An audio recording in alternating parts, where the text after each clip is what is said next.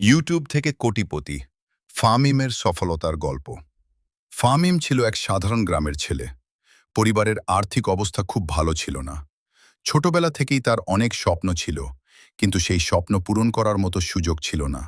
একদিন সে সিদ্ধান্ত নিল, অন্যের জন্য নয়, নিজের স্বপ্নের জন্য কাজ করবে। তার কাছে ছিল শুধু একটি সাধারণ মোবাইল ফোন। সেই ফোন দিয়েই সে ইউটিউবে ভিডিও বানানো শুরু করল। প্রথম ভিডিওতে মাত্র 12টি ভিউ হলো, দ্বিতীয় ভিডিওতে 30টি। অনেকেই বলল, এসব করে কোনো লাভ হবে না, কিন্তু ফামিম হাল ছাড়ল না। প্রতিদিন নতুন কিছু শিখত, ভিডিও আরও ভালো করত, থাম্বনেল সুন্দর বানাতো, আর নিয়মিত ভিডিও আপলোড করত। 6 মাস পর একটি ভিডিও হঠাৎ ভাইরাল হয়ে গেল। লাখ লাখ মানুষ ভিডিওটি দেখল।